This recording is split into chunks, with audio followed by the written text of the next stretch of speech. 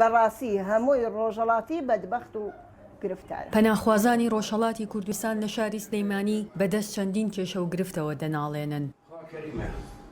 نە شوێنی نیشتە جێبوونمان هەیە، نە خەرج و مخارجێکیشمان هەیە لەم وڵاتەیە، هیچ مافێکی کیشمان نییە.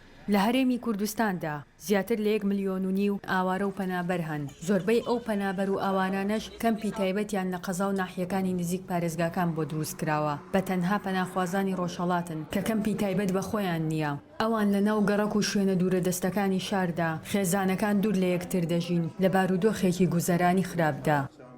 هەمووی ڕۆژهەڵاتیەکان لێرە ژیانیان خراپە. گشتی کرێ چییە؟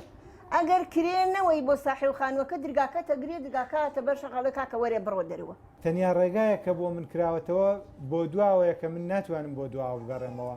ئەوە خۆی زۆرێک دەست بەسەر داگرتنە و تەسلیمکردنەوەی خەڵکەکانە بە شێوازێکی دیکە لە ترۆری فیزیکی دەدەچێ بەرە ترۆری شەخسی و کەسایەتی دەڕواکە.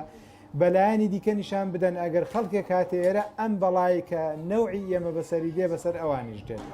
پەناخوازان هۆکاری دروست نەکردنی کەمپی تایبەت بۆیان بۆ هۆکاری سیاسی دەگێڕنەوە.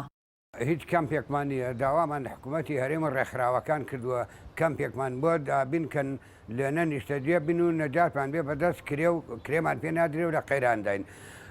بۆمان نەکراوە بەهۆی چیۆ نەکراوە لە هۆی زەختی ئێرانەوە لەسەر حکوومەتی هەرێم. ئەوان جگەل لە خراپی دۆخی ئابوووریان خۆیان دەڵێن مەترسی لەسەر ژیانیان هەیە. تا ئێستا کێشەی ئەمنیەتیان بۆ دروست کردین بۆ تاکەم کەسانی کە لێرن بە کۆی گشتی پەنابەران کە لێرە ژیان دەکەن هەمویان بە شێوازێک پەلامار دراون هەجومیان کراوەتە سەر بۆیە هەر دەمێ هەر دقەیە کە بیهەوێت ئێران ئەم کارە دەکاو لە بەرابەرماندا و ئەمنیەتمان نییە ئەوەی حەقیقەت.